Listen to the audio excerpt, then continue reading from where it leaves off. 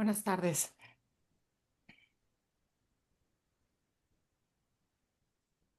Buenas tardes a todos, bienvenidos. Buenas tardes. Buenas Buenas tardes. tardes. Buenas tardes. Buenas tardes. Buenas tardes. Hola, ¿qué tal? Buenas tardes. Buenas tardes.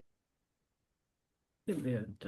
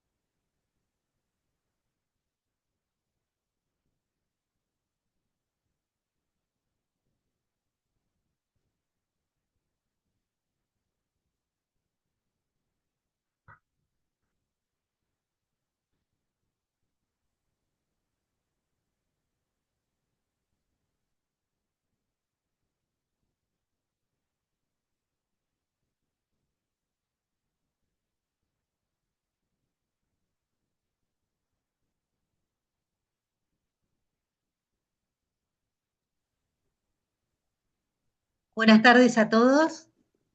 Nos encontramos para el último módulo. Ya llegamos al último módulo increíble de la diplomatura. Queremos agradecer muchísimo a todos ustedes por participar, todos los que pudieron acercar sus donaciones, también a la Fundación Atlas, Bases y Libertad y Progreso por acompañarnos. Y, y al padre Gustavo por acompañarnos en hacer este módulo. Qué lindo tenerlo presente. El padre Gustavo Irrazábal es abogado y es sacerdote por la Arquidiócesis de Buenos Aires. Cursó los estudios de licenciatura y doctorado en Teología Moral en la Pontificia Universidad Gregoriana de Roma. Es profesor de Teología Moral en la Facultad de Teología de la UCA, en los cursos de Moral Fundamental y Moral Social. Además, es miembro del Consejo Académico del Instituto Acton Argentina y además de sus diversos artículos en revistas y periódicos nacionales e internacionales, entre sus libros se cuentan Doctrina Social de la Iglesia, El Camino de la Comunión, Ética de la Sexualidad, Iglesia y Democracia, Debates Éticos, El Evangelio Social, un Tesoro Olvidado, que da nombre a este módulo, Introducción a la Economía Moral, Introducción a la Moral Social Católica. Bueno, muchos de estos libros también se cuentan entre los libros que promocionamos desde la Biblioteca Acton. Este módulo se tratará de El Evangelio Social, un Tesoro Olvidado, y esta clase puntualmente es la clase número 13, se tratará de la doctrina social de la Iglesia como disciplina teológica. Padre Gustavo, muchísimas gracias por acompañarnos, bienvenido, te dejo la palabra. Bueno, muchas gracias, Silvina. Buenas tardes a todos. Todavía estoy saliendo de una gripe, así que encontrarán que tengo la voz medio tomada. Discúlpenme. No es agradable escuchar cuando uno está saliendo de una enfermedad. Eh, bueno, es tanto lo que tendríamos que decir que eh, prefiero acortar las introducciones e ir de lleno al tema que nos tiene que ocupar en estos 4 encuentros. Yo comenzaría con un pequeño ejercicio que traten de imaginar cuando yo digo doctrina social de la Iglesia, ¿qué es lo primero que les viene a la mente como imagen? ¿Qué es lo primero que les viene a la mente como imagen?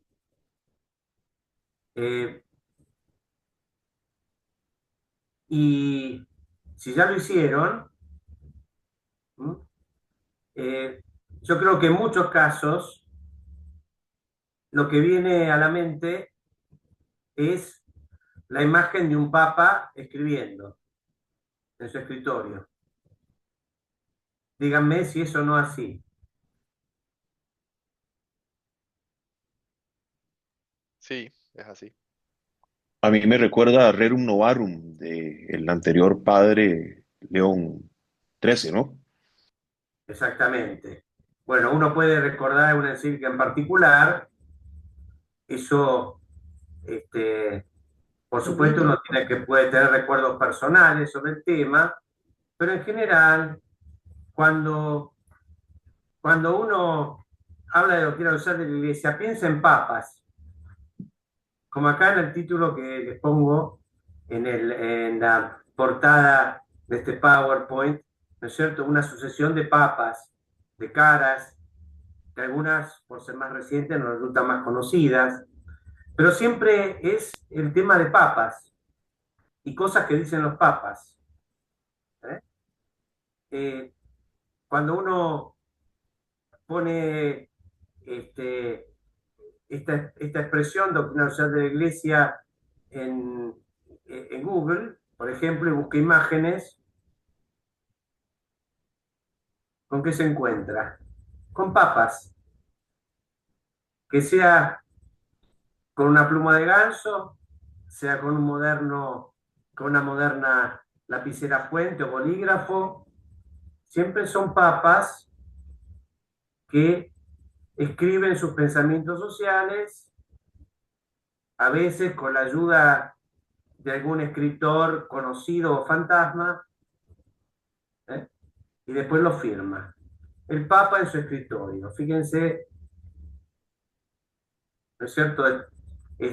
La cantidad de imágenes que uno puede recoger de esto. ¿Y a qué se debe?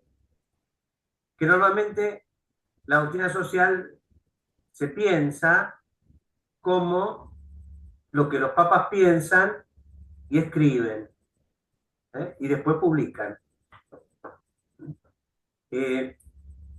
Entonces, una primera pregunta podría ser, ¿quién es el sujeto de la doctrina social de la Iglesia? Una pregunta para que me respondan, no es retórica. ¿Quién les parece que es el sujeto de la doctrina social de la Iglesia? Señor padre, a mí me parece que serían los fieles católicos, siendo que viene desde la iglesia para sus fieles, ¿no? ¿Alguna otra opinión? El magisterio. ¿Sí? ¿Quién es el sujeto? Más, El hombre. más que, Pobres. claro, el hombre en general, el ser humano en general, es para Ese todos ese sería el objeto, el en el objeto, sentido sí. el tema que se trata. Pero ¿quién es el que hace la doctrina social? El sujeto es el que hace la doctrina social. ¿Quién hace la doctrina social? El magisterio. Pero el Las magisterio comunidades. lo hace alguien. Los empresarios, la gente que está, digamos, empleando, contratando, operando en la realidad, en la práctica. ¿Eso significa que un empresario puede hacer doctrina social de la Iglesia? No, pero puede guiarse por principios de la Pero doctrina social. entonces los La, recibe. ¿Quién los hace? la tradición de la iglesia, los 2000 años de iglesia, la tradición imponen de alguna manera no sé si un modelo o un sentido a la vida de cristiano, la vida en comunidad de cristianos, y eso se ve reflejado en la doctrina social de la iglesia. ¿Podría ser eso? Eso es cierto, que hay una tradición detrás, pero un documento no lo escribe la tradición. Alguien lo escribe, alguien lo elabora, alguien lo escribe. Bueno, Papas, los papas. el Papa, pero detrás está el magisterio y eso en conformidad de la preocupación de la Iglesia por la dignidad de las personas, así como va avanzando la sociedad en la historia. el Papa escribe. Los teólogos acompañan al Papa y finalmente el Papa hará sus El Espíritu correcciones y Santo. aceptará.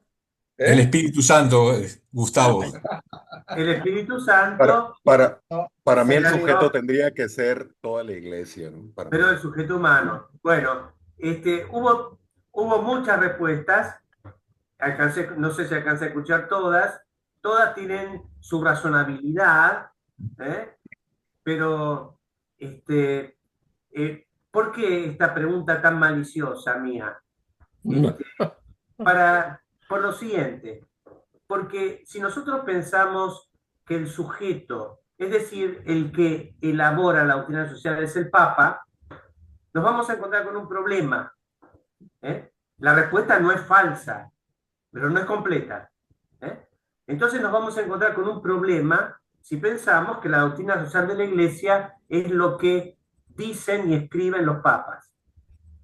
Nos vamos a encontrar con un problema porque los papas tienen ideas distintas.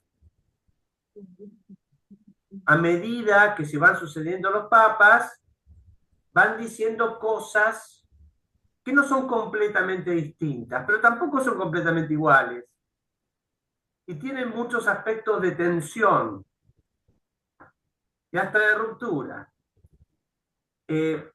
Entonces, considerar que la doctrina social de la Iglesia es lo que dicen o lo que piensan los papas conlleva el peligro de que entonces la doctrina social de la Iglesia termine siendo una enseñanza fragmentada, contradictoria, sin suficiente continuidad, porque los autores se van sucediendo, cada uno con su propio acento. Y por otro lado, supondría una cosa un poco cuestionable, y es que cuando un cardenal es ungido como papa, ¿no es cierto?, de repente desciende sobre él un espíritu de sabiduría tal que ya por sí mismo puede presentar nuevas enseñanzas a la Iglesia. Por eso yo se los dejo para que lo piensen, porque son, digamos, ideas, imaginarios complejos, que tienen sus problemas. ¿Qué dice la Iglesia sobre su propia doctrina social? Dice que la doctrina social de la Iglesia es una disciplina teológica. Si es una disciplina teológica, significa que tiene, como toda disciplina científica, un objeto, unos principios, un método, etcétera, ¿no es cierto? Entonces ya no es simplemente lo que digan los papas, sino una disciplina que se va estructurando sistemáticamente a lo largo del tiempo y que brinda el marco para interpretar qué es la enseñanza de la Iglesia y qué es lo que la Iglesia realmente enseña. Entonces, ¿qué dicen los documentos de la Iglesia sobre el sujeto de la doctrina social? Fíjense, el sujeto de la doctrina social de la Iglesia es toda la comunidad cristiana, repito, toda la comunidad cristiana, pero en unión y bajo la guía de sus pastores. O sea que quienes respondieron que es el Papa, no se equivocaron. Quienes respondieron que pueden ser hasta los empresarios, tampoco se equivocaron. Porque la doctrina social de la Iglesia debe reflejar la reflexión y el discernimiento de toda la comunidad cristiana.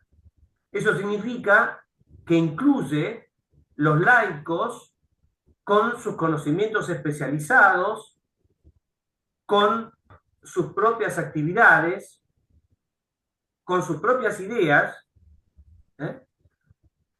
Y la labor que la Iglesia debe desarrollar a partir de eso es, por diferentes mecanismos, tratar de entender, como a veces se dice, incluso en medicina, auscultar, escuchar lo que el pueblo de Dios tiene que decir,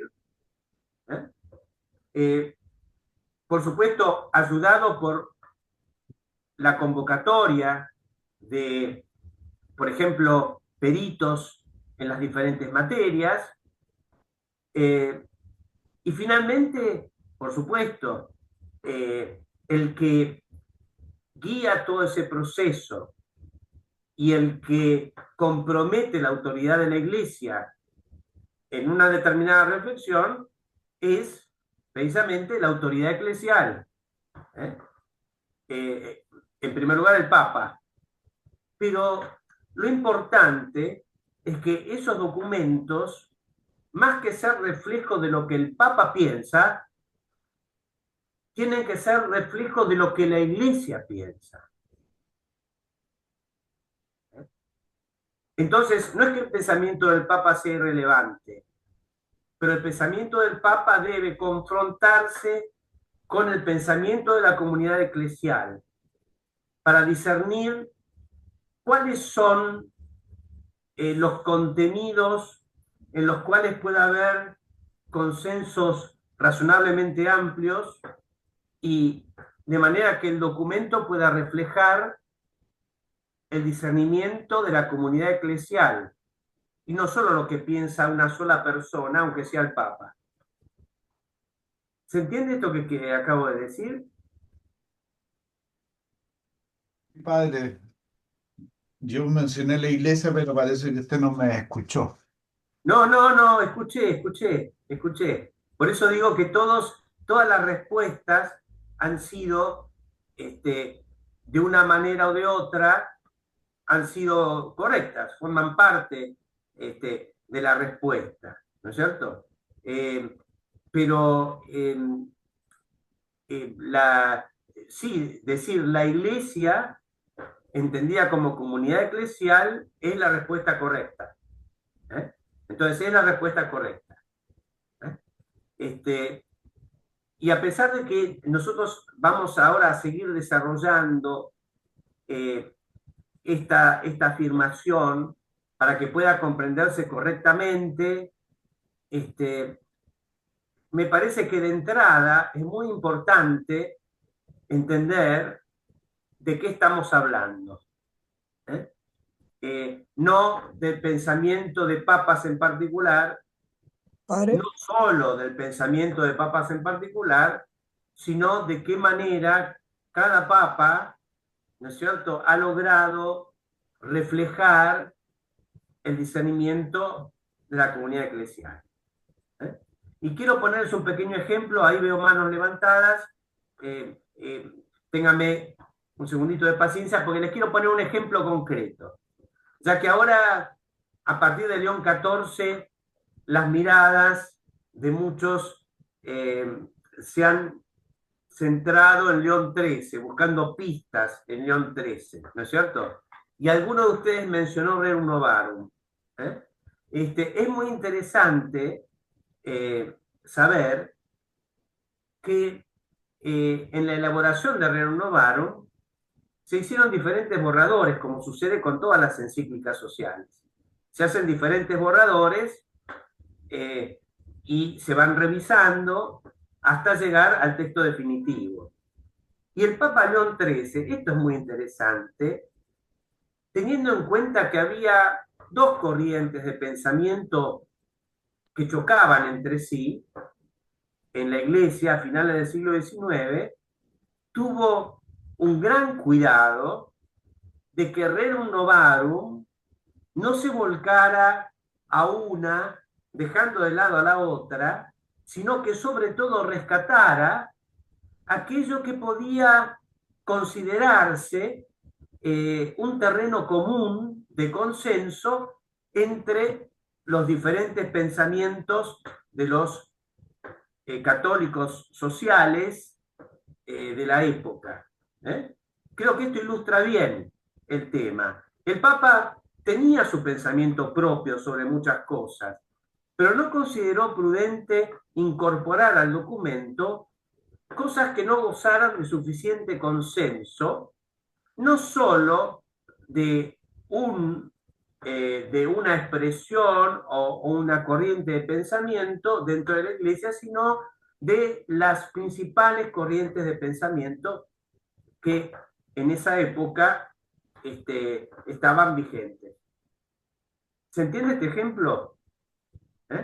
Esta es una manera de ilustrar que el Papa León XIII comprendía que el sujeto es la comunidad eclesial. Por eso es de la Iglesia. Sí, ahí veo que levantan la mano Mariano, me parece primero, y después Ramiro. Gracias, padre. Tenía, sí, muchas gracias. Perdón la interrupción, no sé si es el momento para preguntar ahora, pero no quería dejar pasar porque justamente en este punto, antes de que avanzara y después se fuera del tema, eh, yo tengo, bueno, yo había leído, leí recientemente a propósito de lo que dijo recién su buen artículo ahí, como es habitual en La Nación, ¿no? Donde la escuela de Angers, o no sé cómo se pronuncia, si es Angers o Angers, pero bueno, está bien las dos posturas que, pero en relación a este tema justamente que la verdad que es un tema que me viene, evidentemente es la ignorancia, que me viene poniendo muy inquieto, respecto de lo que es el sujeto y la construcción de la ciencia, la doctrina social de la Iglesia como ciencia teológica. Yo me rescato esto último que ha dicho porque es justamente lo que me viene inquietando ya hace un tiempo, concretamente desde la convocación del sínodo de nuestro ex papa o papa difunto, Papa Francisco, cuando convoca el sínodo y de repente hay hubo información de prensa, luego salió, si lo que se estableció en el sínodo, las conclusiones del sínodo, constituyen o no doctrina social de la Iglesia. Yo recuerdo que en ese momento, yo antes de leer, yo me suscité muchas dudas, pero después, claro, obviamente esto de prensa, empezaron a salir, ¿no?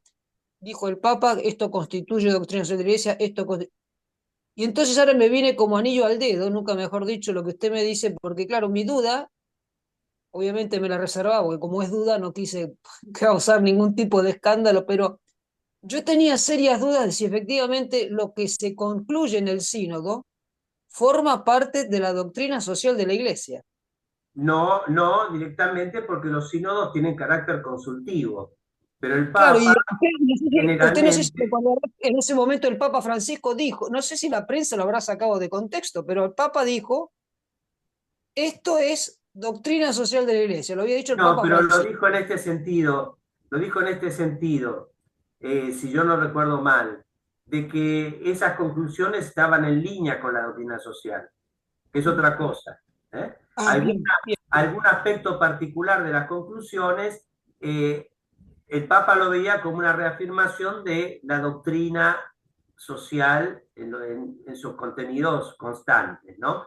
Pero no que le atribuyera autoridad magisterial al sínodo, que no la tiene. El Papa después suele rescatar de las conclusiones de los sínodos aquello que él considera que debe ser enseñanza para toda la Iglesia, y entonces publica un documento específico, que suele ser una exhortación apostólica.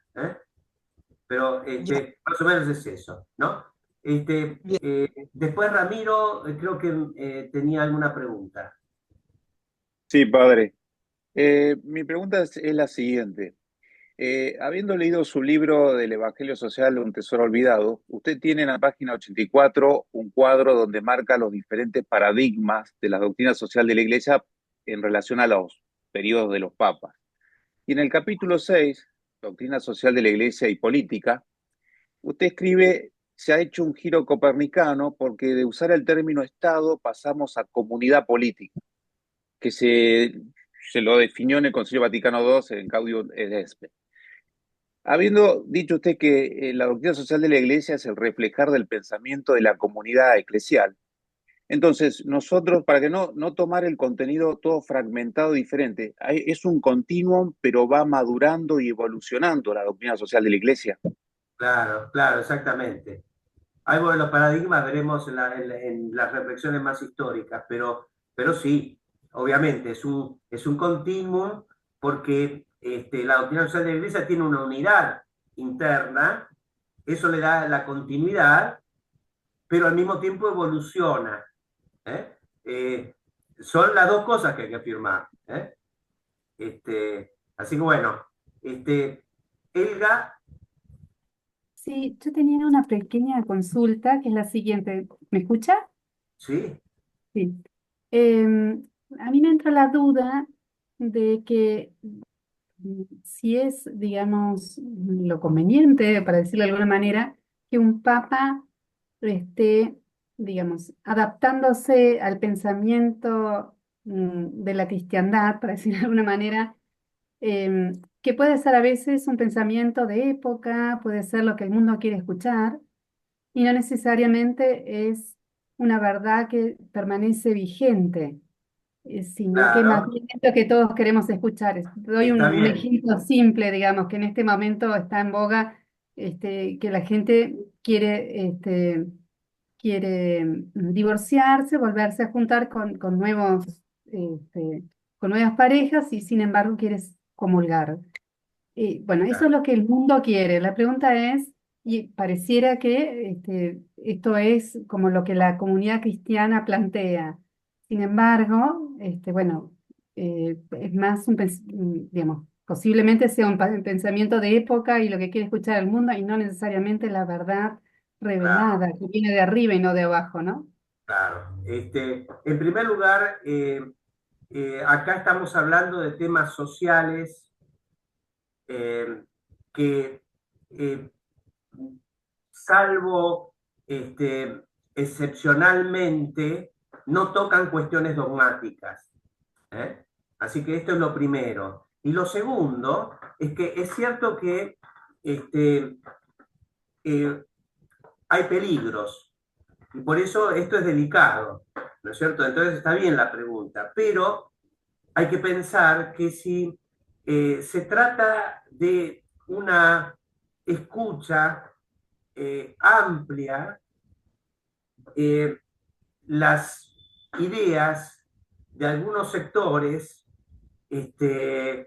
no, aunque sean sectores importantes de la comunidad, no son un criterio, digamos, ya prioritario, sino que se va viendo, ¿no es cierto?, cómo ciertos temas sociales, que son temas complejos, cómo se piensan en la comunidad eclesial, hay diferentes elementos, diferentes procedimientos de consulta. Después también hay un asesoramiento de peritos y después también el Papa tiene la responsabilidad de decidir qué es lo que está en línea con la tradición de la Iglesia y qué es lo que no está en línea.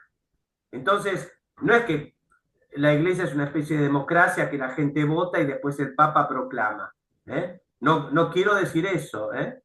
El Papa tiene la autoridad de discernir como autoridad suprema qué es lo que está en línea con la tradición de la Iglesia y puede considerarse como su desarrollo orgánico y que no.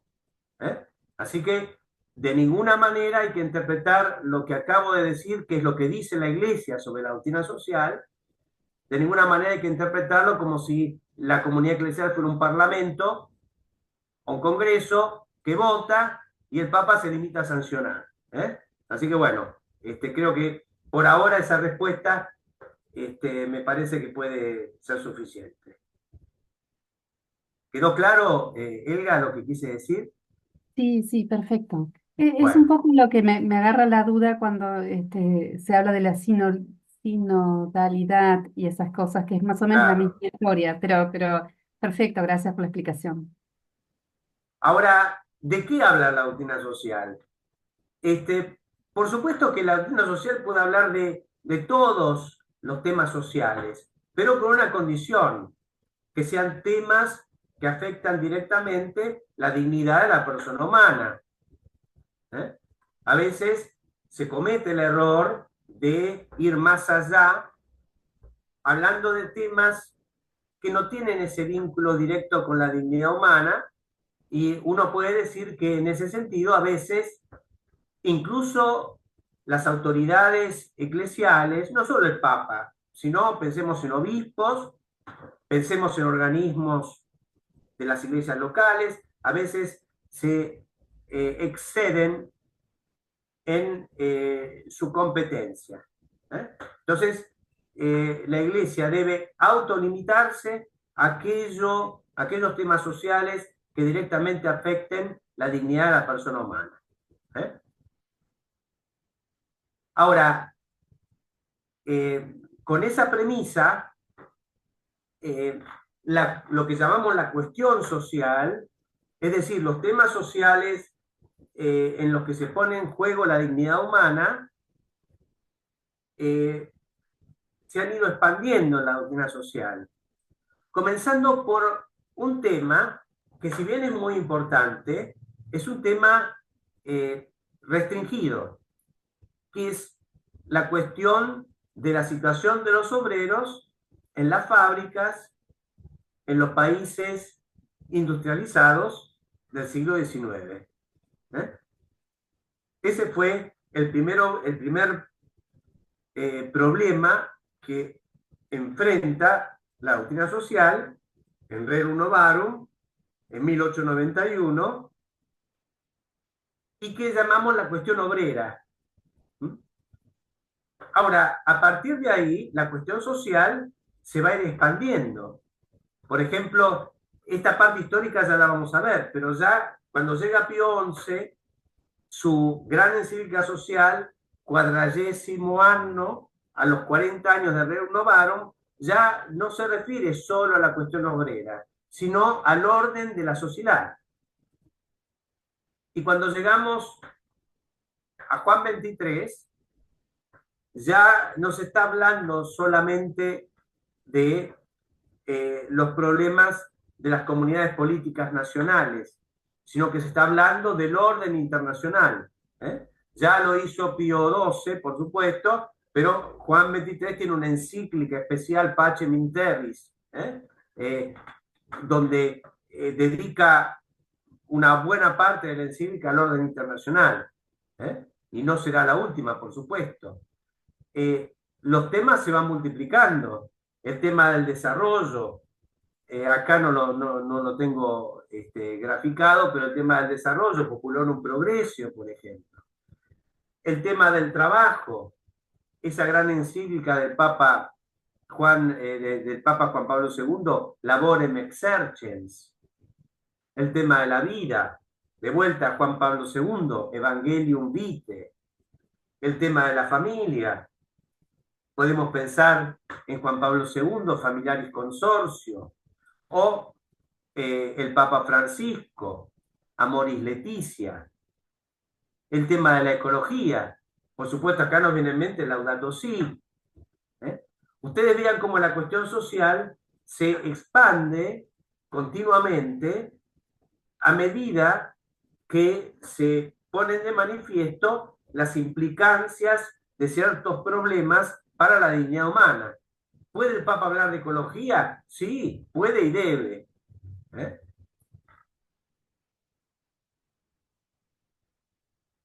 Ahora, en esta reflexión sobre las cuestiones sociales, la doctrina social de la Iglesia no es una ciencia humana más, sino que es una ciencia teológica.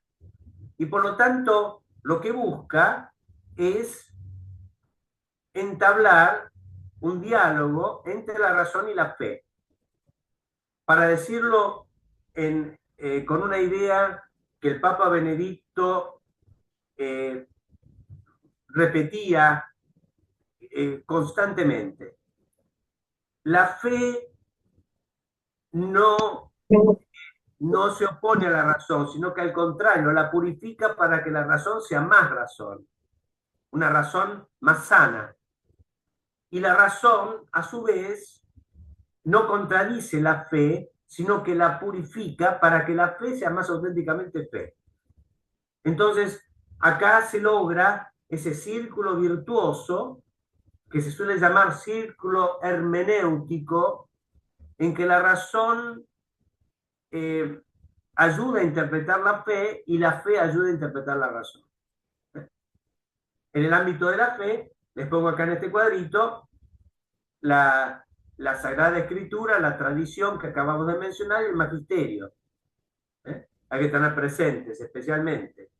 Y en el ámbito de la razón, hay que tener presente la ley natural, que son aquellas verdades que son accesibles en principio a todo ser humano, y también las ciencias positivas.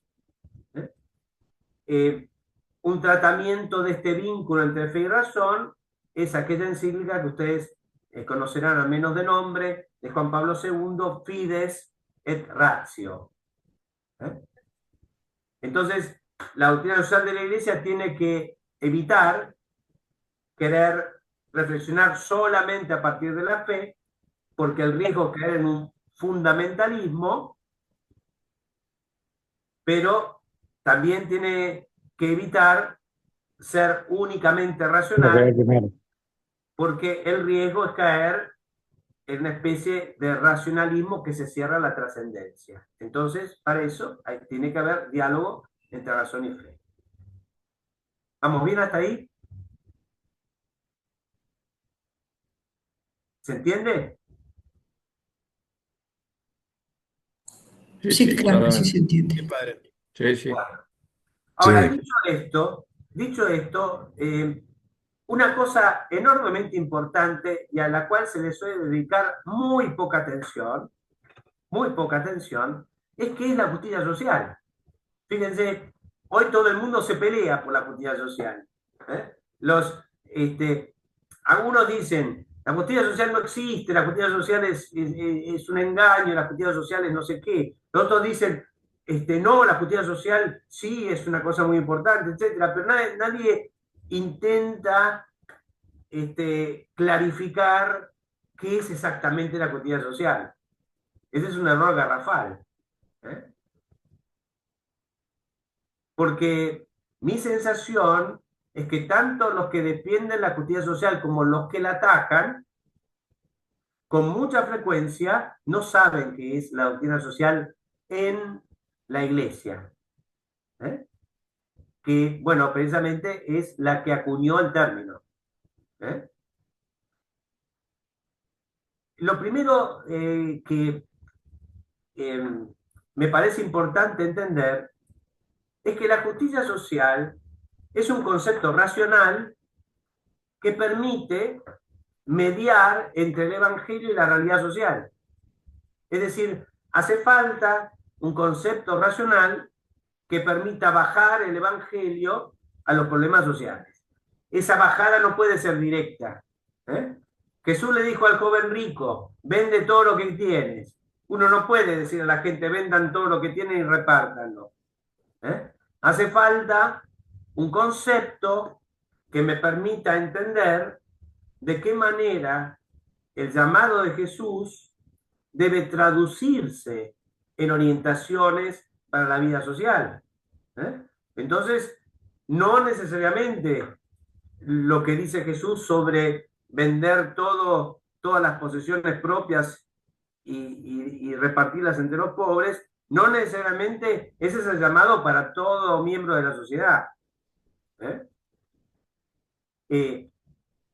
Por supuesto, pongo un ejemplo ridículo, pero con mucha frecuencia los temas bíblicos y los temas del Evangelio son llevados de un modo muy poco prudente a la solución de cuestiones sociales, y uno ve que en esto hay hay un problema muy arraigado y que se repite con mucha frecuencia, ¿no es cierto? Decía Lucas en el libro de los Hechos, capítulo 2, en la comunidad cristiana nadie consideraba lo suyo como propio, todo lo tenían en común. Bueno, el mejor sistema es el comunismo. Ese tipo de conclusión. Ahora, ¿qué hay que entender fundamentalmente sobre el concepto de justicia social? Que la justicia social es una virtud. En primer lugar, es una virtud de las personas. ¿Qué significa? La justicia social es la voluntad firme y constante de procurar el bien común. Es la justicia del bien común. Entonces, como justicia es la voluntad firme y constante de dar a cada uno lo suyo. Ahora, como justicia social es la voluntad constante de contribuir al bien común. Sea individualmente, por ejemplo, si yo por la calle me como una golosina, el papelito lo tiro en el canasto y yo contribuyo al bien común. Si yo saco a pasear mi perrito, me llevo la bolsita y contribuyo al bien común. Yo cuido el mobiliario urbano. Si yo utilizo un asiento, tengo cuidado de no ensuciarlo, de no romperlo, de no dañarlo de ninguna manera, contribuyo al bien común. Pero, sobre todo, la justicia social se ejercita asociadamente. Eso es lo más propio de la justicia social, asociarse. Entonces, cuando León XIII le tiene que dar una orientación a los obreros sobre cómo encarar el problema de las condiciones de trabajo, ¿qué les dice? No les dice, hagan una huelga, corten una calle, reclamen al Estado. Él les dice, asóciense para defender sus intereses. Esa asociación significa ir más allá de mi interés individual y asociarme, entonces, trascender mi interés individual para salir al encuentro de los intereses y necesidades de otros, colaborar con otros, ¿no es cierto? Y eso es contribuir al bien común, a la justicia social, porque es contribuir a mejores condiciones de trabajo.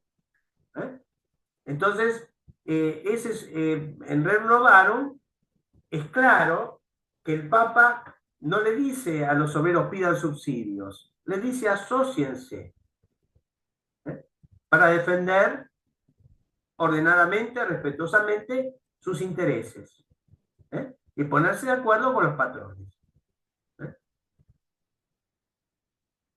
Ahora, una vez que uno comprende que la justicia social es una virtud de las personas, uno entiende una segunda acepción de justicia social, que es la justicia social como un orden social que hace posible que todas las personas contribuyan al bien común y participen del bien común. Entonces, la justicia, en segundo lugar, es un orden social, un orden constitucional, en el sentido de que se trata de los fundamentos del orden social, lo constitucional, que generalmente está escrito en constituciones, procurando ¿qué cosa? La igualdad ante la ley. La igualdad ante la ley. Y acá viene una cosa muy importante. La justicia social no consiste en la igualación económica. La justicia social consiste en la igualdad ante la ley adecuadamente entendida. Y esta igualdad ante la ley supone, en primer lugar, derribar privilegios. Porque, ¿cuál es el principal problema que impide una igualdad efectiva ante la ley? Los privilegios. Hay gente privilegiada. Esos privilegios pueden ser, por supuesto, privilegios ilegales. Pero yo quisiera llamar la atención especialmente sobre los privilegios legales. Es decir, hay sectores de la vida social o económica que son tan poderosos que logran arrancarle al Estado reglamentaciones que protegen sus intereses a expensas de la sociedad. Esos privilegios impiden la efectiva igualdad ante la ley. Y es eso lo que, en primer lugar, la justicia social debe buscar derribar. Exponer a la crítica y derribar. La justicia social no significa igualación económica. Por eso, si uno entiende el concepto de justicia social, creo que entiende que no basta analizar los problemas en términos de ricos y pobres. Los problemas sociales deben ser analizados con mucha más frecuencia en términos de quiénes son los privilegiados, es decir, los que gozan de prebendas a expensas del resto de la sociedad, y quiénes son las víctimas, los perjudicados por esos privilegios. No ricos y pobres, sino privilegiados y no privilegiados. Porque si un pobre se ve impedido de salir de su condición por la existencia de privilegios de otros que lo dejan afuera de las oportunidades para mejorar su vida, ese pobre no es simplemente un pobre, es una persona perjudicada por privilegios.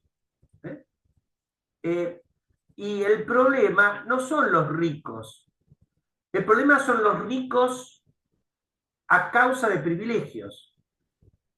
Porque un empresario puede producir muchos bienes que son de mucho valor para la sociedad, puede tener una prosperidad merecida por su trabajo, por su invención, por su capacidad de asumir riesgos, y entonces puede tener una buena posición social. Ese no es el rico que es problemático para la justicia social. El que es problemático es el rico a costa de privilegios. El que logra un monopolio en determinada actividad por un privilegio del Estado. Por ejemplo. Y nuestras sociedades, y la sociedad argentina en particular, está llena de privilegios. Es una sociedad paralizada por los privilegios. Por eso, en ese sentido, un autor la ha llamado sociedad corporativa. En ese sentido, el autor se llama Bustamante y escribió hace muchos años, décadas, un libro que se llama La Argentina Corporativa, que reeditó hace un par de años sin necesidad de cambiarle nada. La Argentina sigue siendo corporativa, en el sentido de que está paralizada por privilegios de distintos sectores sociales. Eso es lo que nosotros en este tema de la doctrina social tenemos que ver. Y por lo tanto no es un tema de igualación económica, sino es un tema de oportunidades para desarrollarse. Sí, ahí veo dos manos. Mariano.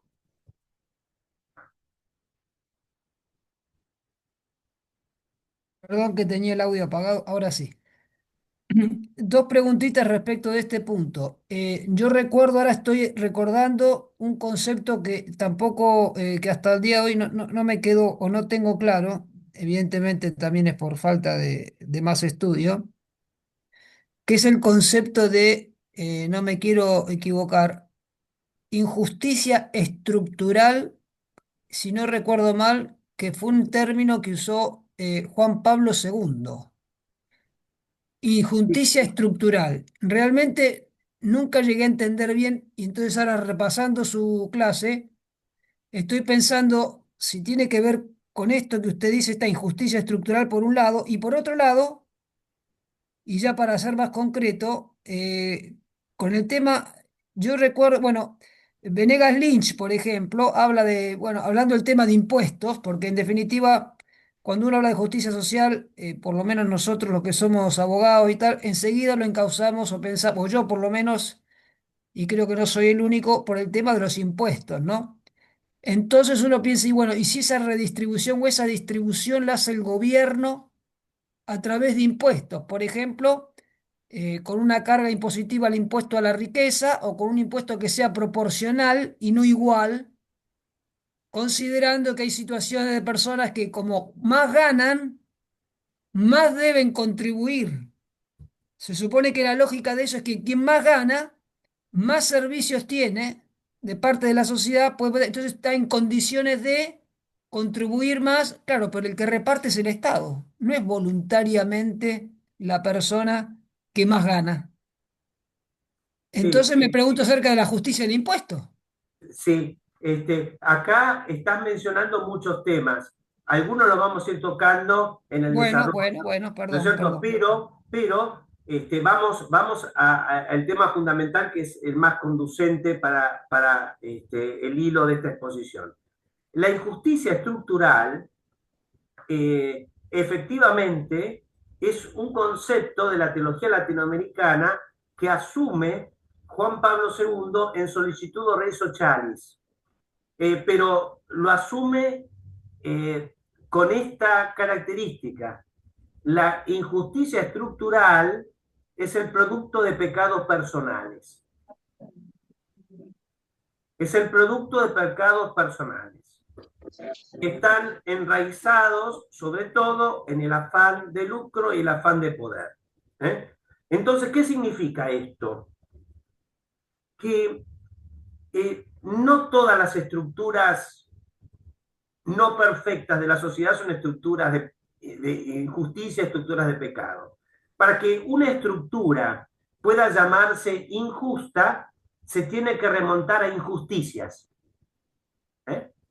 Una estructura injusta se tiene que remontar a injusticias. Injusticias de personas. Esas personas también pueden ser diputados y senadores. Pero siempre la injusticia estructural debe encontrar su fuente en injusticias personales, porque si no, no hay razón para llamarla injusticia. Lo podrás llamar imperfección, pero no injusticia. Y esta distinción, que parece demasiado sutil, es sumamente importante. Porque, por ejemplo, la existencia de pobres no es por sí misma una injusticia estructural. ¿Qué es injusticia estructural? Aquellas estructuras, producto del egoísmo humano, que impiden a los pobres salir de su pobreza. Entonces, ahí precisamente uno tiene que pensar sobre todo en esas estructuras que privilegian injustamente a unas personas por encima de otras. Por ejemplo, cuando para entrar en la economía formal uno se encuentra con un laberinto burocrático casi imposible de penetrar, ahí uno se está encontrando, se está chocando con privilegios. ¿Por qué estas reglamentaciones que hacen tan difícil a las personas que están en la economía en negro gozar de los beneficios de la economía formal, porque hay intereses sectoriales que se preservan a sí mismos multiplicando o logrando que el Estado multiplique las reglamentaciones, prohibiciones, impedimentos, ¿no es cierto? Entonces, la justicia estructural tiene que ser, la injusticia estructural tiene que ser bien interpretada, porque en la teología latinoamericana se suele decir, por ejemplo, que el hecho de que haya ricos y pobres ya es una injusticia estructural. No, la injusticia estructural son el entramado de privilegios que hacen desigual una sociedad. Y esta diferencia es enormemente importante, porque el rico, digamos, que realmente perjudica a la sociedad, no es el empresario que tuvo éxito, sino es aquel que se enriqueció con prebendas. Puede ser un sindicalista, por ejemplo. Puede ser un empresario que medra con la obra pública, ¿no es cierto? Por ejemplo, a través de carteles o a través de relaciones espurias con funcionarios. Pueden ser, bueno, pueden ser beneficios impositivos de los que gozan alguna clase política. Pueden ser Diputados. beneficios impositivos de los que gozan algunas personas y de los que gozan ciertos sectores de la economía, beneficios impositivos que benefician, por supuesto, digamos, a los que están adentro, pero Que baja perjudican velocidad. la costa de todo el Tenga país. precaución porque es una inter. Entonces, el tema es que, para resumir y poder ir adelante, es que hoy en día, incluso dentro de la Iglesia, mucha gente piensa que la justicia social es una especie de proyecto de sociedad que se debe realizar desde el Estado. Déjalo así. Eso no es así. Entonces, Es muy déjalo así. peligroso. Sí, sí. Porque esos Padre proyectos, Gustavo. hay micrófonos abiertos, ¿eh? Sí, Por perdón, favor. justo quería Hay pedirle micrófonos perdón. abiertos, por favor que cierren los micrófonos. Hay Bueno, sí, micrófonos sí, abiertos. gracias, yo Quería ahora lo digo, terminar con esta gracias. idea.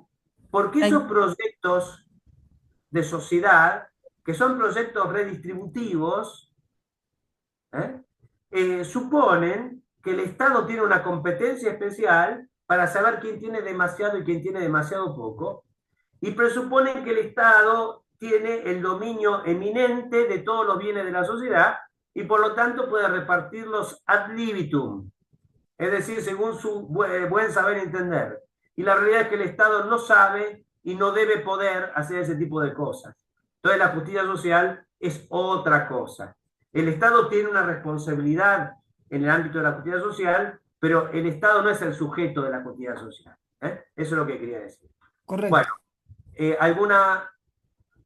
¿veo alguna mano más? Sí, estaba Bruno Kichi Lorente con la mano levantada. Bueno. Buenas tardes, padre. Muchas gracias por su clase. Mi consulta iba respecto un poco a lo que es el tema de los privilegios. En el caso, por ejemplo, cuando los privilegios están previstas por una ley aprobada por el Congreso o por reglamentos de autoridades, por ejemplo, ya sea el tema de jubilaciones de privilegio, el tema de ciertos fueros que goza quizá, digamos, los personajes parlamentarios o, por ejemplo, exenciones tributarias. En ese caso donde, en teoría, la sociedad está de acuerdo con eso al haberlo promulgado por una ley en el Congreso, eso también contraría la idea de justicia social, Sí. efectivamente. La sociedad puede estar de acuerdo, pero el principio de mayoría no es lo que determina lo que está bien y lo que está mal. Esos privilegios están mal. Y la justicia social significa luchar contra eso. Ahora, yo les llamo la atención, les pregunto, ¿quién de ustedes ha escuchado criticar estas cosas en nombre de la justicia social? ¿No es cierto? Y yo creo que pocas veces la justicia social se interpreta en este sentido. Generalmente cuando se habla de justicia social se habla de reparto, de redistribución. no se habla de privilegios, lo cual es muy, muy sugestivo, ¿no? Pero se los dejo para que lo sigan pensando. Muchas gracias. Eh, eh, Dos observaciones más sobre la naturaleza de la doctrina social. Es decir, ¿qué es? ¿Qué es? La Iglesia no tiene soluciones técnicas para ofrecer. Eso lo dice Solicitud de Rezo Chalis en el número 41, Juan Pablo II. Por eso la Iglesia no propone sistemas económicos o políticos, ni manifiesta preferencias por un sistema o por otro sistema. Esto es un límite sumamente importante y permanentemente transgredido, porque muchas autoridades de la Iglesia ignoran estos límites y se permiten opinar sobre los temas del día, invocando la autoridad de la Iglesia, que no los apoya en este tipo de, digamos, de ejercicio, ¿no es cierto?, de tomar un tema y opinar, tomar un tema y opinar. No, eso no es doctrina social de la Iglesia. Porque la Iglesia no tiene competencia técnica. Por supuesto que tiene que asesorarse técnicamente para darle credibilidad a sus orientaciones. Pero la Iglesia no tiene competencia técnica para soluciones, para apoyar una determinada solución.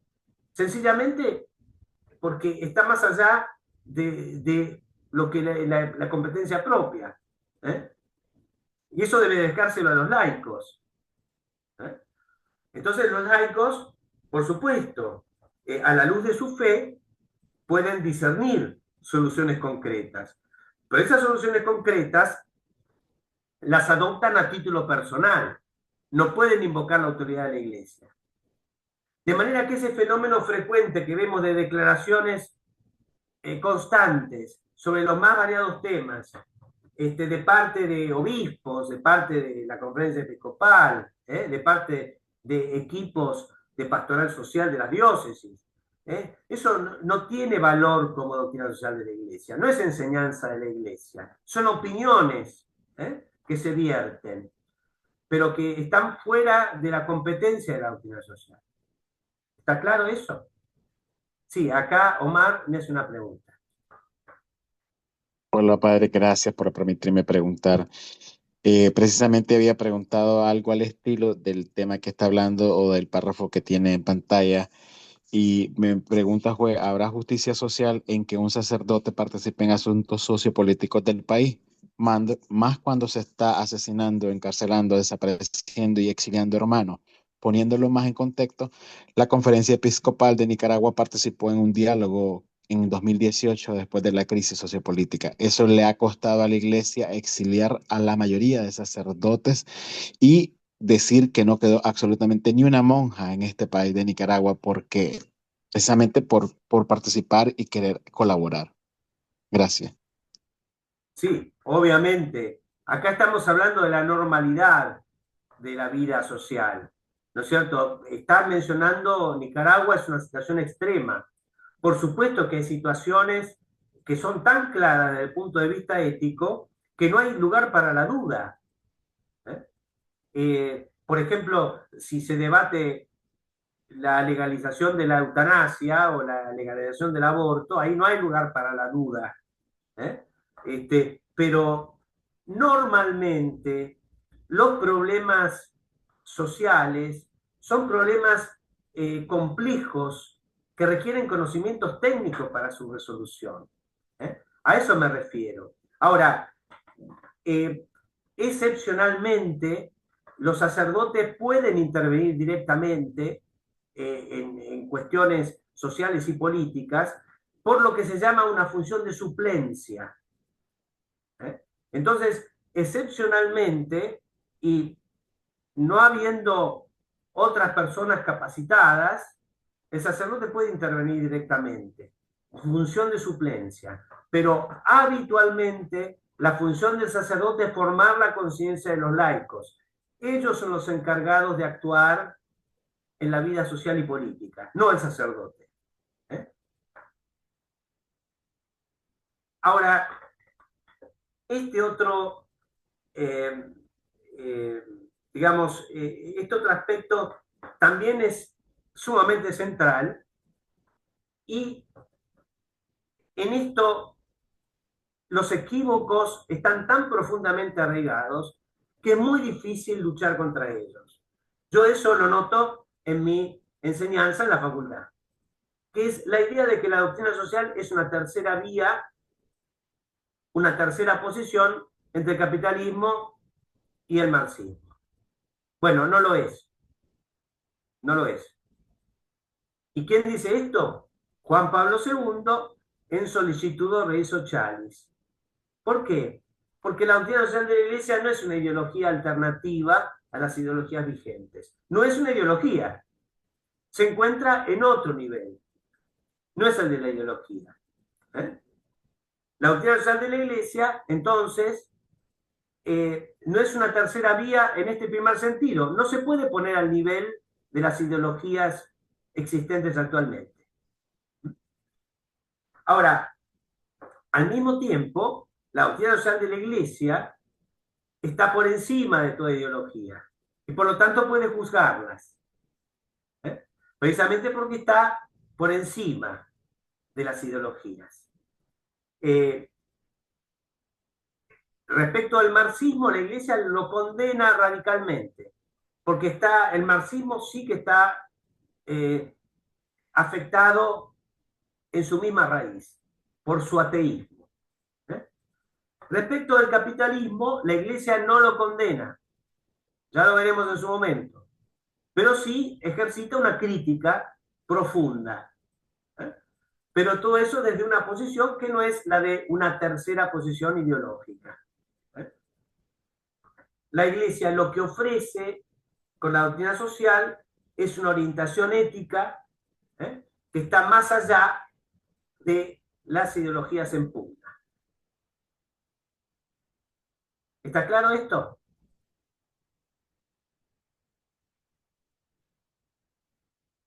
¿Les parece que está claro? ¿Hay alguna pregunta?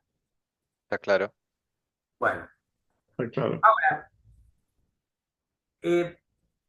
aunque este tema no lo podamos desarrollar como deberíamos, porque el tiempo nos apremia, es importante tener presente que la doctrina social de la Iglesia tiene diferentes tipos de contenidos. ¿Por qué? Porque en la doctrina social de la Iglesia encontramos algunos contenidos que están referidos a los principios universales y permanentes, que ahora es lo que vamos a ver, ¿no es cierto? Esos contenidos son lo más, digamos, lo más seguro, lo menos discutible y lo que permanece a lo largo del tiempo. Los principios permanentes, porque son los principios que estructuran la vida social.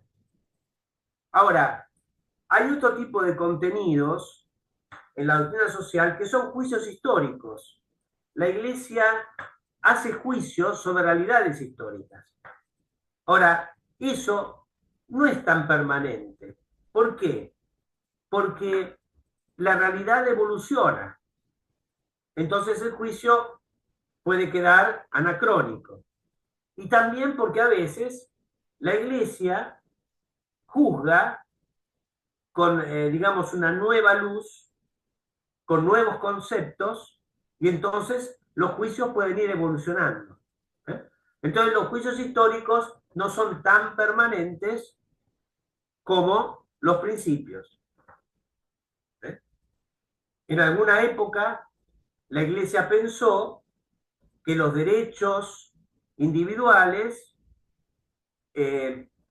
no podían ser aceptados por la Iglesia por diferentes cuestiones de orden teológico.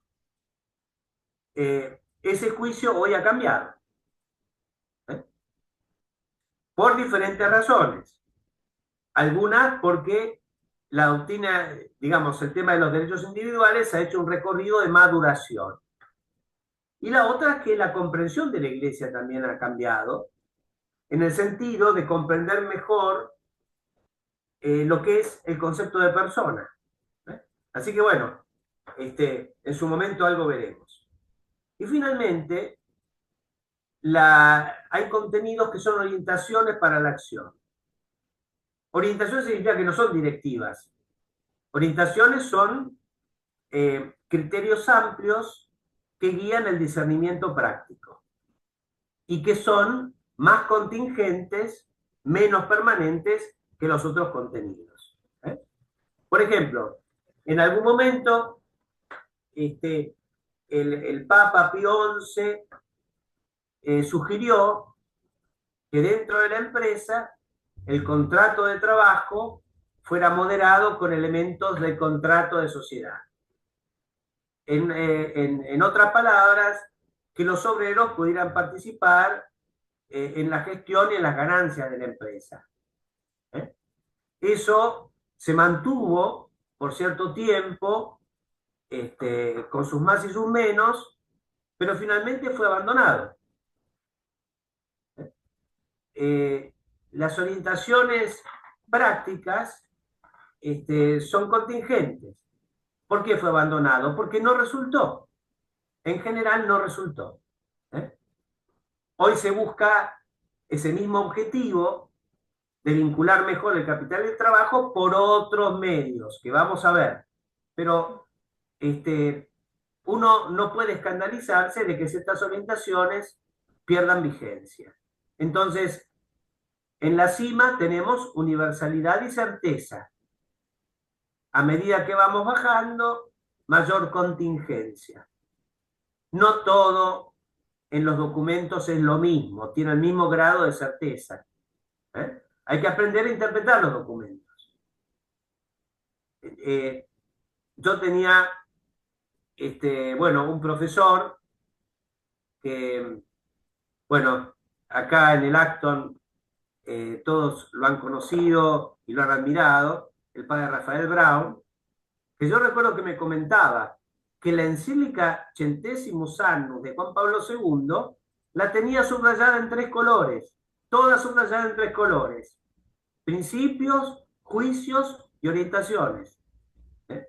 Esa era una lectura inteligente y crítica de los documentos, ¿no?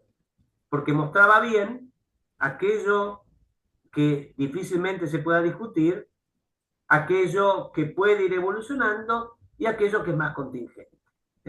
Sí, Mariano. Sí, perdón que estoy un poquito inquieto, pero es la inquietud que me suscita la riqueza de la exposición. A pesar de tantos años estudiando la doctrina social de la Iglesia, parece que uno nunca supiera. Respecto de esto, estaba pensando cuando dijo lo de la cogestión, por decirlo en alguna palabra, creo que lo defino bien, cogestión, que es la participación. Un dato relevante o un dato así de historia, no relevante por la importancia, sino porque ha trascendido por no quiero equivocarme si es beatificación de Enrique Yo. Enrique Yo con la fábrica Rigoló intentó una cogestión inspirado justamente en la doctrina social de la Iglesia. De hecho, él estudiaba mucho y trató de llevar pregunta. Claro, no le voy a pedir a usted que a lo mejor no conoce el caso Rigoló, yo tampoco a fondo, pero digo, ¿podría ser un ejemplo de ese fracaso el caso de que la cogestión no funciona? Y coligado con esto, ¿qué pasa con el sistema o qué pasa, no quiero decir, el sistema el sistema cooperativista, como una, digamos, inclinación favorable de la doctrina en virtud de la cooperación, y en fin, ¿es parte de los principios, es un juicio o es una orientación? No, con el tema de las cooperativas, creo actualmente el magisterio más reciente sobre el tema de las cooperativas las elogia la función que pueden tener en la sociedad, ¿no es cierto? Me estoy refiriendo a Caritas in Veritate, el Papa Benedicto, como actividades pertenecientes a ese tercer sector de la sociedad que une la búsqueda de ganancias con objetivos sociales. Entonces, la cooperativa es una posibilidad que la Iglesia ve con buenos ojos, ¿no es cierto? Una orientación, podría ser Una una orientación. orientación. Es una orientación, la Iglesia la ve con buenos ojos. Lo mismo, la cogestión no es algo que la Iglesia diga que está mal, simplemente que es una orientación que quedó atrás porque al no haber funcionado suficientemente, perdió vigencia por falta de utilidad. Claro, ¿sabe por qué le pregunto esto, padre? Porque quiero ir un poquito más allá. Usted discúlpeme, pero creo que hace el caso y aprovechando su generosa participación importante por lo que conoce. Quiero hacer un paréntesis antropológico, porque es un tema que me viene carcomiendo a mí. Yo siempre, bueno, obviamente el sistema de la competencia es más, mi doctorado fue sobre libre competencia, me dediqué al tema de la libre competencia y de un tiempo a esta parte, claro, me da por pensar si o sea, desde el punto de vista antropológico, si el sistema cooperativo no es más conforme a la antropología humana que el sistema competitivo. O sea, yo alguna vez pensé las ventajas competitivas versus las ventajas cooperativas. Es más, podría hallar fundamento hasta en el juego del rol de los juegos de, como se llama la teoría de, no me sale el nombre del matemático de, bueno, el dilema del prisionero, la teoría de los juegos del premio Nobel de matemáticas, Nash. Nash, ahí está, no me salía el Nash. nombre, perdón, de Robert Nash. Evidentemente, donde justamente demostrado inclusive matemáticamente que obviamente siempre hay más beneficio en la cooperación que en la competencia si todo hay un tema de información en el medio. Pero Eso es todo esto me hace lícito, pensar, sí, perdón. eso es lícito, digamos, pensarlo, sostenerlo, pero eso nunca va a entrar en la doctrina social de la Iglesia. Porque la doctrina social de la Iglesia, como acabamos de decir, no propone ningún sistema. Entonces, la Iglesia nunca podría decir el mejor sistema es el cooperativo. Eso lo pueden decir los laicos a título personal. La Iglesia nunca se va a comprometer en una orientación que ya deja de ser orientación, es casi una propuesta de un modelo social, ¿no? Así que no hay nada en contra, pero tampoco se puede esperar que la doctrina social de la Iglesia proponga eso, ¿no? Sí, Maxi. Hola, hola, ¿se me escucha? Sí. Bueno, gracias padre por la exposición. Mi pregunta es sobre los monopolios, digamos, porque si vos considerás al monopolio como un modelo que está beneficiado de información asimétrica y que participa de algunos beneficios, de algunos privilegios, entonces la doctrina social de la Iglesia sería una doctrina antimonopólica. Si es que esto significa justamente lo que recién comenté, de la información asimétrica. Antimonopólica. La doctrina social de la Iglesia, digamos, la enseñanza de la doctrina social de la Iglesia, lo que puede señalar son, por ejemplo, privilegios, que son diferencias injustas. Entonces, si un monopolio implica un privilegio que debe pagar toda la sociedad, obviamente eso es contrario a la justicia social. Pero lo otro ya es las convicciones y reflexiones personales.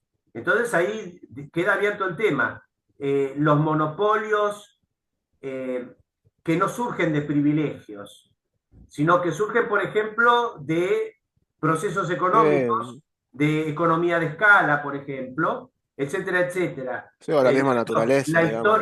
La historia demuestra que empresas que parecía que iban a ser eternas cayeron en un abrir y cerrar de ojos con la innovación tecnológica, etcétera, etcétera, ¿no es cierto? Entonces, quedará para los economistas, por ejemplo, reflexionar sobre el tema de los monopolios. En la Iglesia uno no va a encontrar una teoría del monopolio, pero sí va a encontrar una condena a los privilegios. aquellos monopolios que son producto de privilegios otorgados por el Estado, en perjuicio de la sociedad.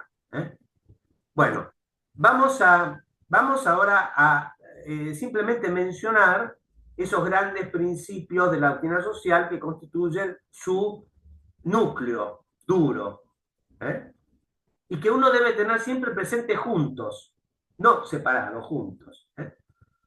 Primero, la dignidad de la persona humana, obviamente, lo cual implica varias cosas.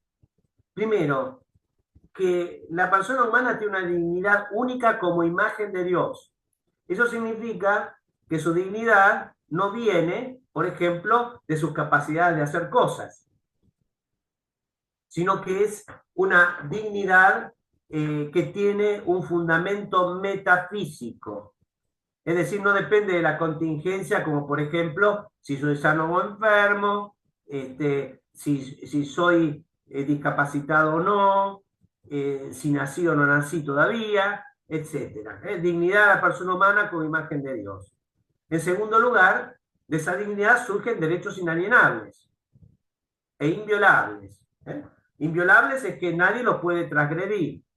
Inalienables es que ni siquiera yo los puedo renunciar, ni nadie me los puede sacar. Son derechos que el Estado tiene que reconocer. Y finalmente, esa dignidad también es la dignidad de la vida social. Porque una sociedad no es un hormiguero, una sociedad no es un panal de abejas.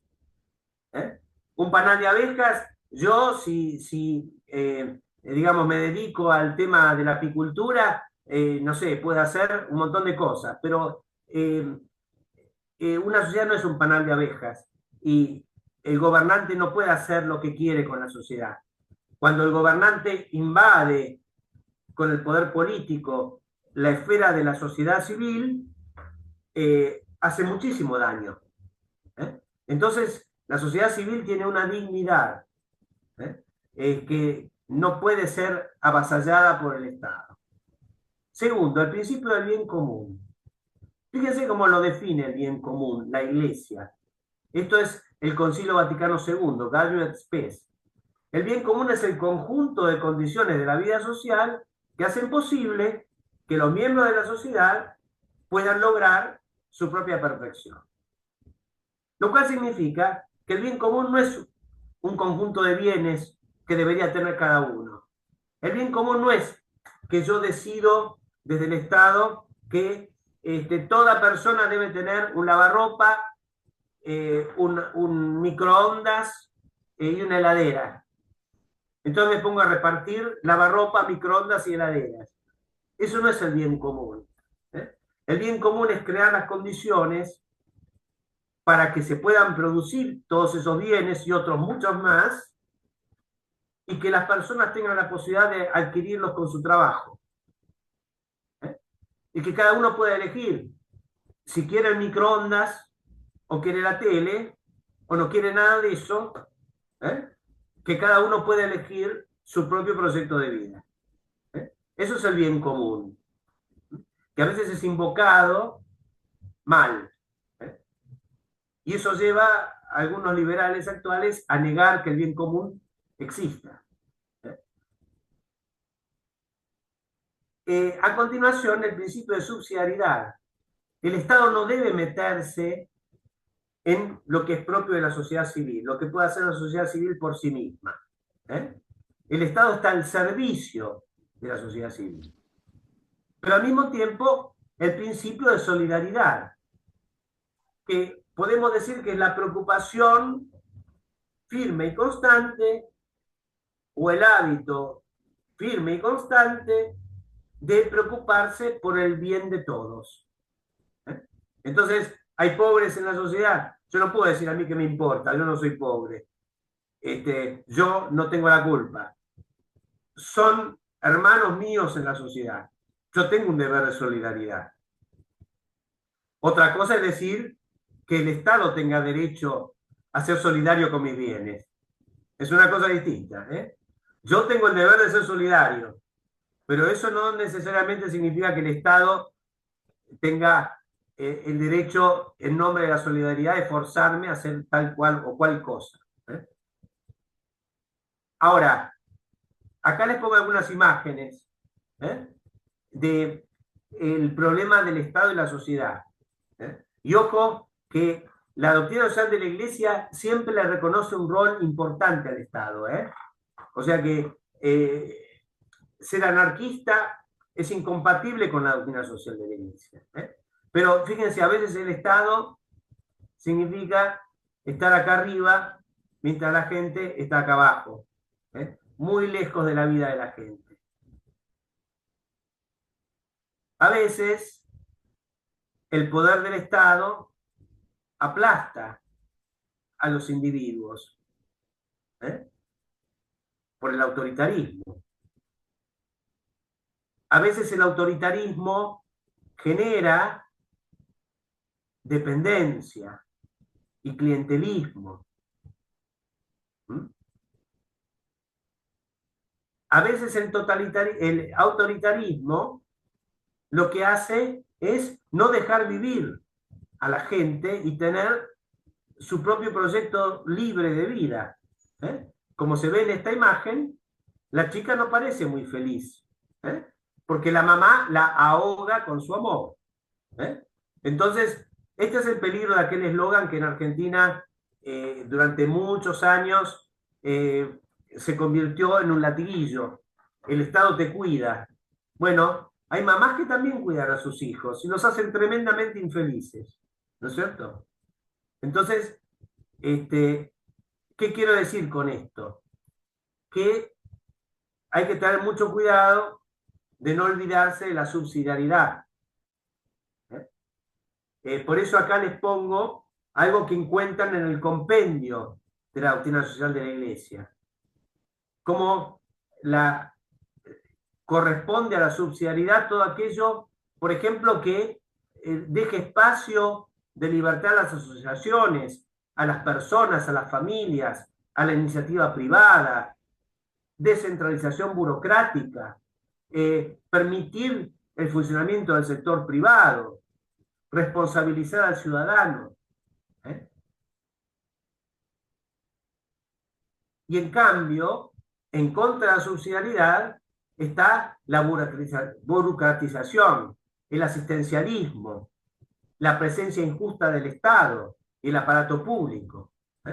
El compendio, en este sentido, toma una frase de Centésimos Annus, Juan Pablo II, cuando dice que el Estado asistencial, el Estado que no es subsidiario, sino que en el afán de ayudar a los ciudadanos los priva de su libertad, dice, provoca la pérdida de energías humanas, provoca el aumento del aparato público, la burocracia, los gastos.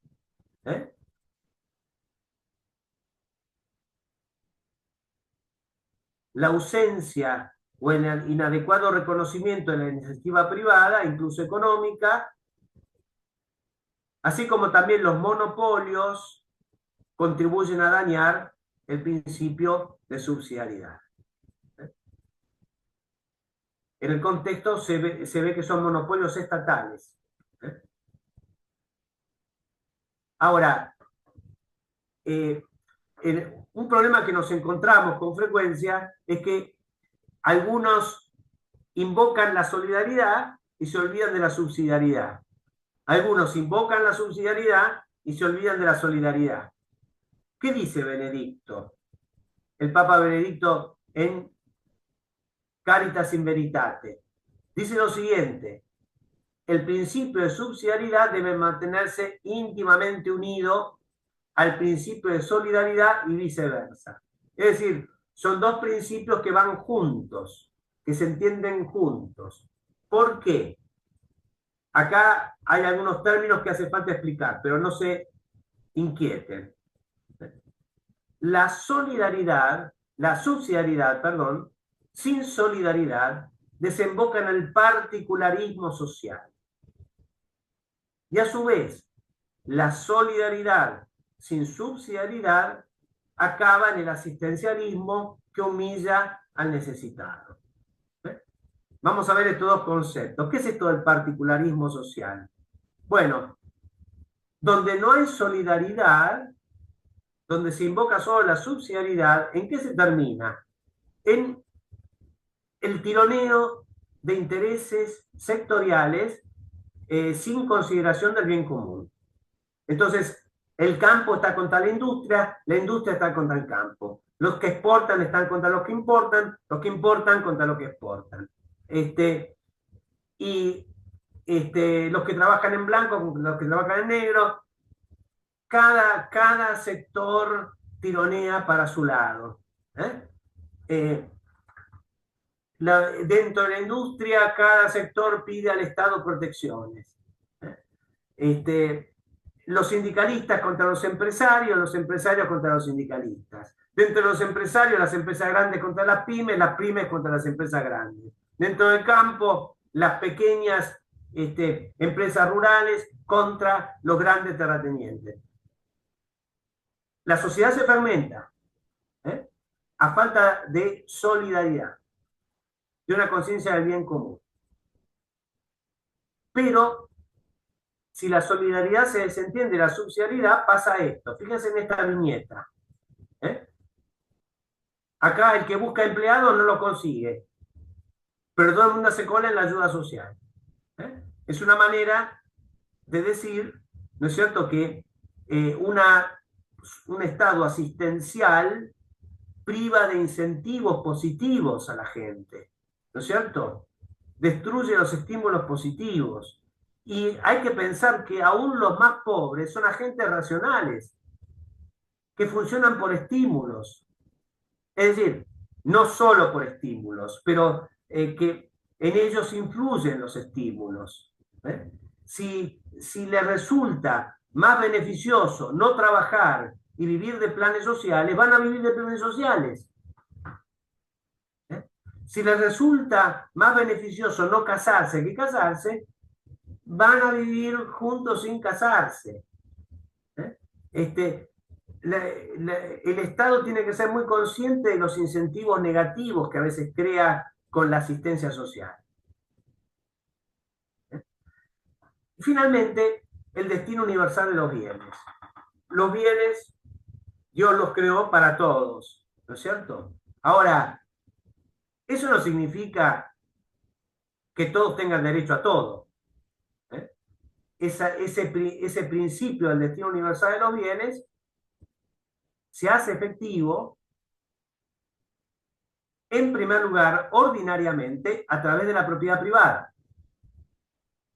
La propiedad privada es la manera en que ordinariamente gozamos del destino universal de los bienes.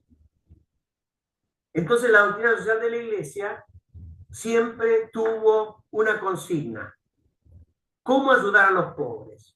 La respuesta de la doctrina social de la Iglesia es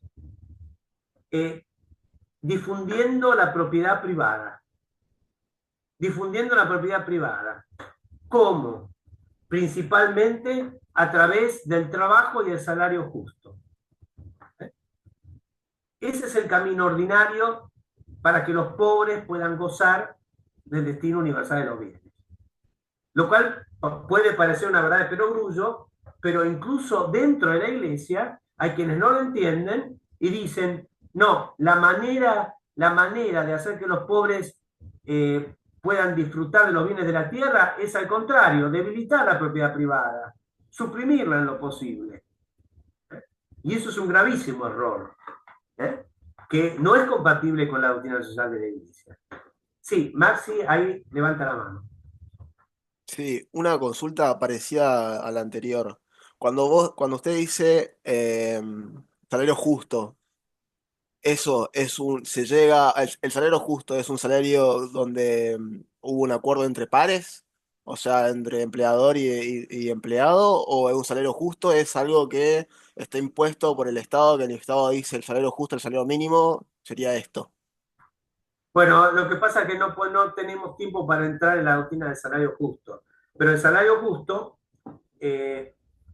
no es solamente el acordado entre las partes. El salario justo, la Iglesia da diferentes criterios, numerosos criterios, para fijarlo. Y aunque no podemos entrar en el tema, entre esos criterios está, por supuesto, la necesidad del trabajador, pero también está su productividad. O sea que la determinación del salario justo, León 13 mismo decía, es un tema complejo, y nosotros lo hemos simplificado al extremo.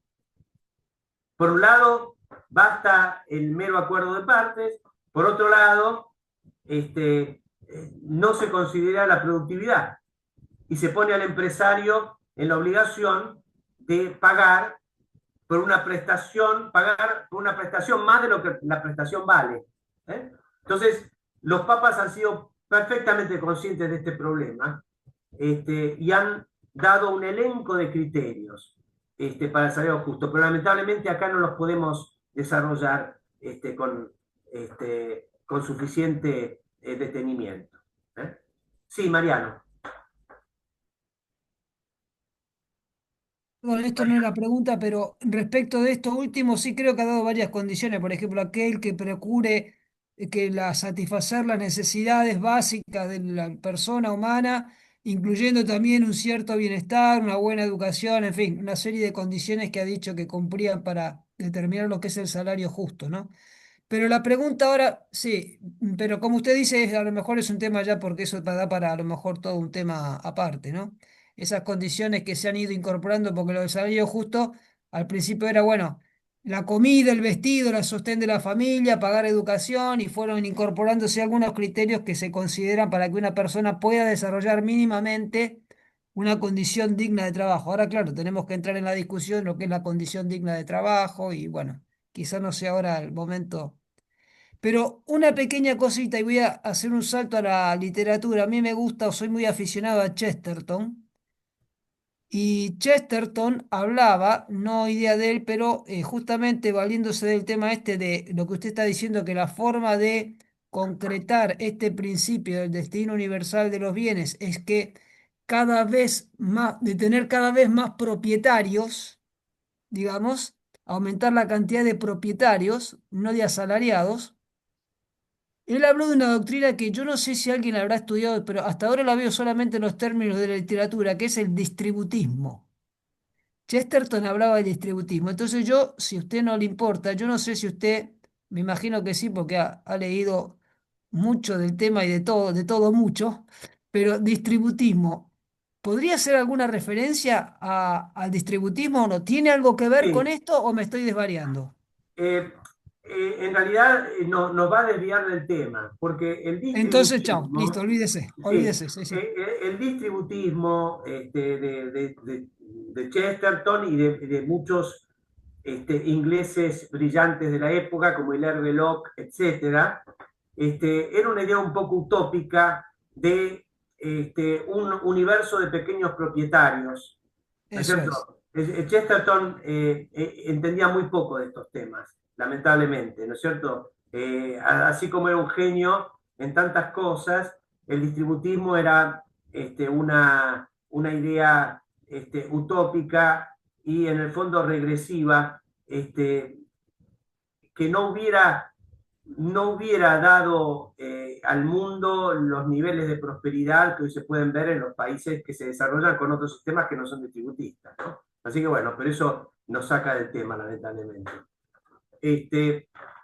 Después, en privado, les puedo recomendar algún libro para ver un desarrollo y una crítica al distributismo, ¿no? De Thomas Wood. Estoy apuntando, Thomas Wood con W-O-O-D. Sí, Junior. Thomas Wood Junior. Que está en inglés, Distributism.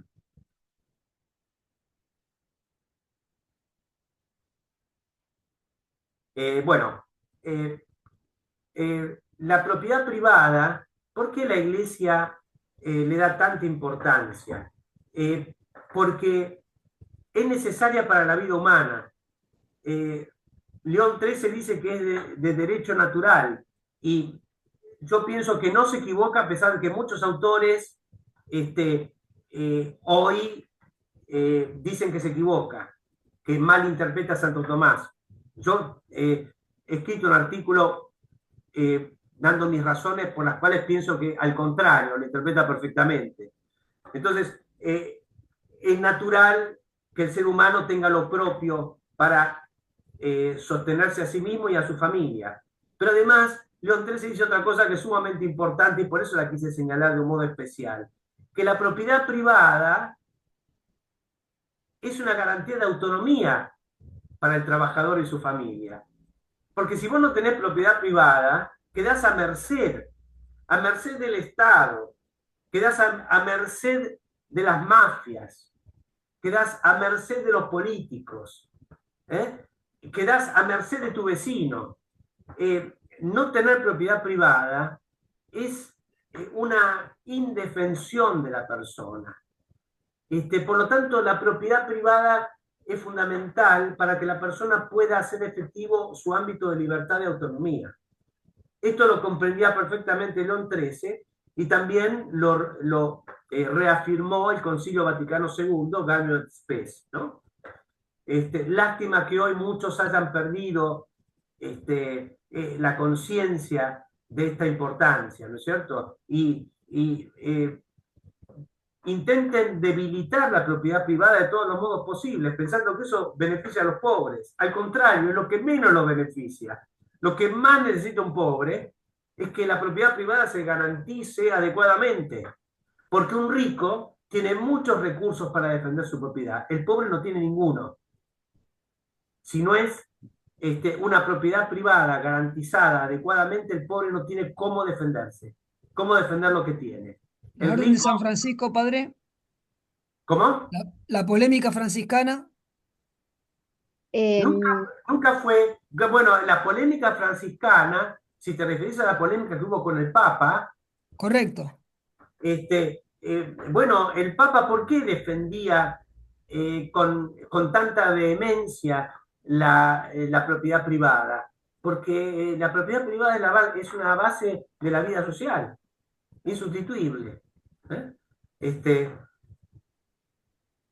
Gustavo, una cosita, te interrumpo, discúlpame. Vos sabés que la clase termina a las 20, no a las 20:30. Ah, perdón, entonces ya terminamos, ya está. Me Bueno, pero imaginé que confundí. pensabas. Bueno, Perdón a todos. pero podemos, el que si tiene la generosidad, podemos quedarnos un ratito. Yo hago una No, pero pregunta no y el que no quiero. quiere. Lo que pasa es que hay ya No, gente que se está retirando claro, y va No, dejando. perdón, no quiero abusar, perdón yo, me confundí, perdón. me confundí. Discúlpenme, igual tenemos tiempo, retomamos la semana que viene. Chau a todos. No, termina con lo que estabas diciendo. No hay, no, no era para que. No estaba diciendo, estaba repitiendo lo que ya había dicho. Bueno, Lo La bueno es que propiedad se privada. quedan con la intriga para la clase que viene, porque hasta Bueno, perdón a todos. Guarden sus preguntas para la clase que viene. Tenemos 3 clases más con el padre Gustavo, así que los invitamos a que reflexionen. Como verán, llegó la parte más muy sólida de todo esto, teoría, como no podía ser de otra manera para terminar esta diplomatura. Así que los invitamos a que lean, a que reflexionen y también a que lean los mails que les mandamos, donde les mandamos novedades y donde les vamos contando también cómo ha ido esta colecta que estamos haciendo para poder subvencionar esta diplomatura. Así que les pedimos que se sumen a ayudarnos a que este proyecto de esta diplomatura 2025 sea una realidad para el 2026, sea que optemos por una continuación, sea que optemos por una nueva.